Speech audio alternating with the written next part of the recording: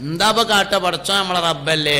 എപ്പോ 50,000 ഉറുപ്പ്യ ഉണ്ടായിരുന്നു കയ്യിൽ 50,000 ഉറുപ്പ്യ ഉണ്ടായിരുന്നു. അതുകൊണ്ട് കുറേ പദ്ധതികളൊക്കെ അങ്ങനെ പ്ലാൻ ചെയ്ത് നടപ്പാക്കണം എന്നൊക്കെ കരുതി ഇങ്ങനെ നിൽക്കുമ്പോൾ കള്ളം കൊണ്ടുപോയി 50,000. ഭയങ്കര പദ്ധതിയായിരുന്നു. 4 ദിവസമായിട്ട് കിനാവ് വണ്ടിയിൽ നിന്നൊക്കെ ഈ 50,000-നെ പറ്റിയിട്ടായിരുന്നു. കള്ളം കൊണ്ടുപോയി. കള്ളം കൊണ്ടുപോയപ്പോൾ ഓൻ പെണ്ണുങ്ങളോട് പറയാണ്, എന്താപ്പോ കാട്ട പടച്ചോൻ്റെ ഒരു വിധിയല്ലേ, ഓ നമ്മളെ റബ്ബല്ലേ. എടാ എനിക്ക് 1 മാസം കഴിഞ്ഞ 1-ാം തീയതി 50,000 ഉറുപ്പ്യ കൊടുന്നത് ഗോപാലൻ നായരൊന്നുമല്ല, അതും അള്ളാഹു തആലന്നെ ആയിരുന്നു. അത് തന്നോടത്തെന്താ അള്ള റബ്ബാവാത്തതും അള്ളാഹിൻ്റെ വിധിയാവാത്തതും? വണ്ടി തട്ടിയപ്പോൾ എന്താ ഇപ്പം കാട്ട പടച്ചോൻ്റെ വിധിയല്ലേന്ന്. വണ്ടി തന്നതും അള്ളാഹു തആലന്നെ അല്ലേ. എന്താ ആലോചിക്കാത്തത്? കുട്ടിക്ക് ഉസ്താദെ കുട്ടിക്ക് 20 വയസ്സായി, കല്യാണമൊന്നും ശരിയായിട്ടില്ല. ഉസ്താദ് നല്ലോണം ദോരക്കുണ്ട് കുട്ടിക്കൊരു കല്യാണം ശരിയാവാൻ. ഞാൻ പല നീർച്ചയും പലതും ചെയ്തു നോക്കി, ഒന്നും ശരിയാണില്ല. ഒരു 19 കൊല്ലം മുമ്പ് ഒരു ഈസൈ എൻ്റെ പെണ്ണുങ്ങൾക്ക് പ്രസവവേദന തുടങ്ങിയിട്ട് ഒരു ദിവസം രാത്രി 10 മണിക്ക് ഓട്ടോറിക്ഷ വെച്ച് കണ്ട് ആശുപത്രിക്ക് കൊണ്ടുപോയില്ലേ. അങ്ങനെ ഓളാ ലാബർ റൂമൊക്കെയാണ് കൊണ്ടുപോയതിൻ്റെ ശേഷം പിന്നേക്ക് കയ്യും കെട്ടിയാണ്ട് അവിടെ അങ്ങനെ മേപ്പോട്ട് നോക്കിയാണ്ട് അങ്ങോട്ടും ഇങ്ങോട്ടും ഇങ്ങനെ നടന്നില്ലേ. ഒരു 11:30 മണിക്ക് ലാബർ റൂമിൻ്റെ അവിടെ ബെല്ലടിച്ചിട്ട് നഴ്സിനോട് മൈമൂനാൻ്റെ വല്ല വർത്താനം ഉണ്ടോ എന്ന് ചോദിച്ചപ്പോൾ ഒന്നുമില്ല എന്ന് പറഞ്ഞില്ലേ. ഒരു 1:30 മണിക്ക് വീണ്ടും ഒരു വർത്താനമൊന്നും പറയാനായിട്ടില്ല എന്ന് പറഞ്ഞില്ലേ. ഒരു 2:30 മണിക്ക് ആ നഴ്സ് ഇങ്ങനെ തല പുറത്തേക്ക് ഇട്ടിട്ട് മൈമൂനെ പെറ്റുക്കണു, കുട്ടി പെൺകുട്ടിയാണ് എന്ന് പറഞ്ഞപ്പോൾ ഒരു അൽഹംദുലില്ലാന്ന് ഇജ്ജ് മനസ്സറിഞ്ഞ് പറഞ്ഞിരുന്നെങ്കിലേ 18 കൊല്ലം കഴിയുമ്പോൾ രണ്ടാമത്തെ ഒരു അൽഹംദുലില്ല പറയാൻ ചോദിക്കാതെ നിന്റെ റബ്ബ് നിനക്ക് അവസരം തരുമായിരുന്നു. ഇതെന്താ സംഭവിച്ചാലേ, വളമ്പ്യ ചോറ് തിന്നിട്ടില്ല, അതിൻ്റെ മുമ്പ് ഉമ്മാനോട് പിന്നെയും ചോറ് ചോദിക്കുകയാണ്, ചൂലും പട്ടോണ്ട് അടി കിട്ടും. അതുകൊണ്ട് 18 കൊല്ലം മുമ്പ് കിട്ടിയ ഒരു പെൺകുട്ടിയുണ്ട്, അതിൻ്റെ അൽഹംദുലില്ല ആദ്യമാണ് പറയും. ഇന്നാണ് പറഞ്ഞാൽ നാളെ രാവിലെ കല്യാണം ശരിയാവും. ലഇൻ ശകർത്തും ലഅസീദന്നക്കും വലഇൻ കഫർത്തും ഇന്ന അദാബി ലശദീദ്. അള്ളാഹു റബ്ബാണ്, അവനറിയാം എന്താ ചെയ്യേണ്ടത് എന്താ ചെയ്യേണ്ടാത്തത്.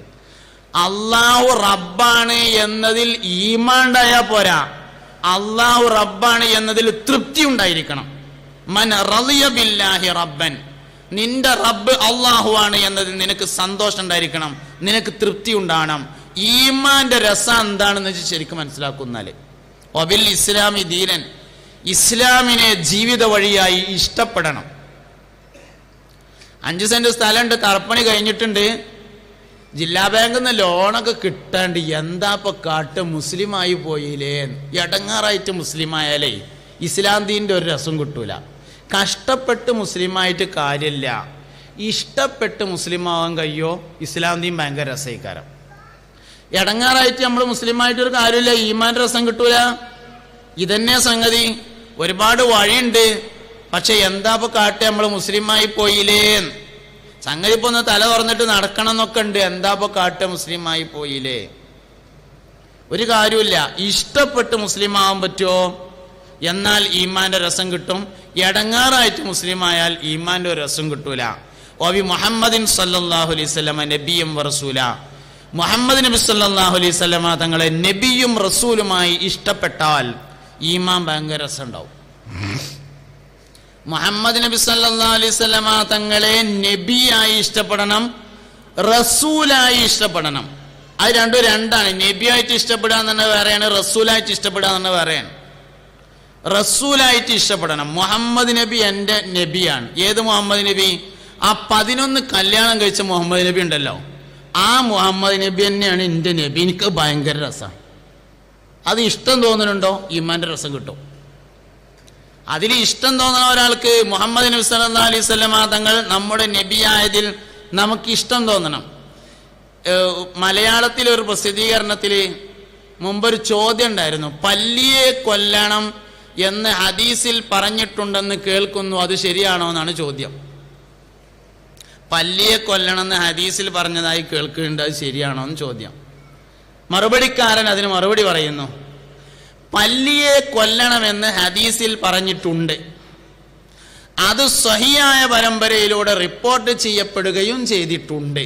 പക്ഷേ ഖുർആൻ മുന്നോട്ട് വെക്കുന്ന മാനുഷിക സങ്കല്പങ്ങൾക്ക് അത് വിരുദ്ധമായി തോന്നുന്നു എന്ന് പറഞ്ഞാൽ എന്താ അർത്ഥം? മുഹമ്മദ് നബി റസൂലായതിൽ ഇഷ്ടമല്ല. ഒരു ഉദാഹരണം ഞാൻ പറഞ്ഞതാണ്. ഇൽമിൽ വെച്ച് ഏറ്റവും വലിയ ഇൽമ റിസാലത്തിന്റെ ഇൽമാണ്, അതിൻ്റെ അപ്പുറം ഒന്നും പോവില്ല. വിവരങ്ങളിൽ വെച്ച് ഏറ്റവും വലിയ വിവരം വഹയിന്റെ ഇൽമാണ്, റിസാലത്തിന്റെ ഇൽമാണ്.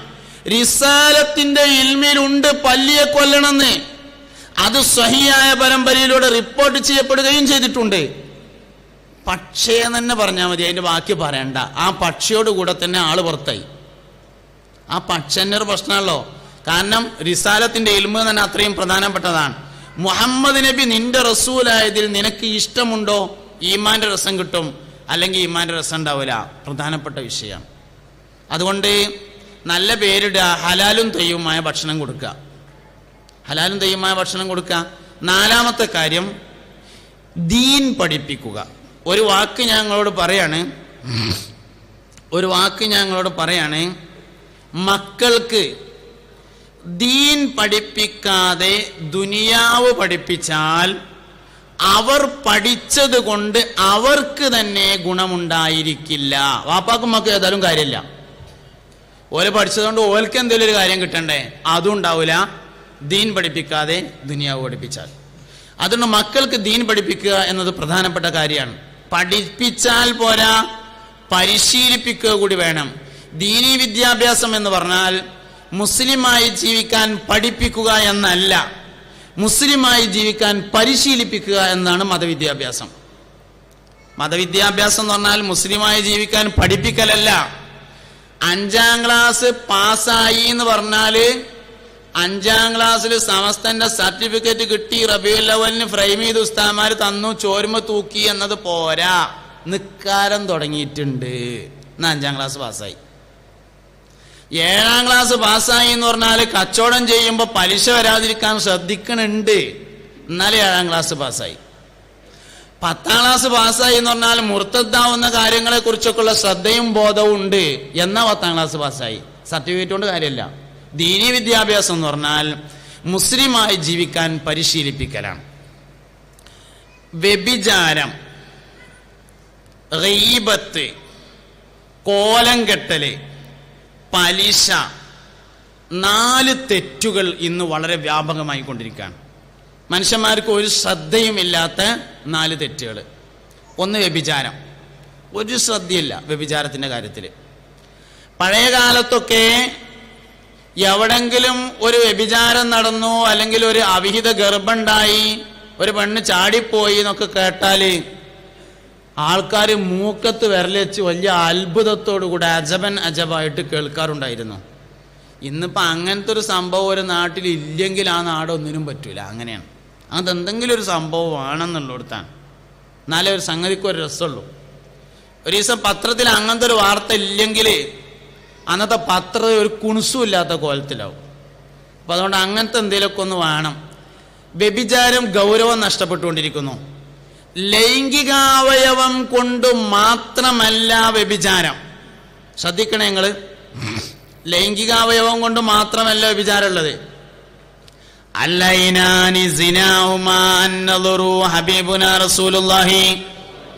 കണ്ണിന്റെ വ്യഭിചാരം നോട്ടമാണെന്ന് മുഹമ്മദ് നബി സല്ലല്ലാഹു അലൈഹി വസല്ലം പറഞ്ഞിരിക്കുന്നു.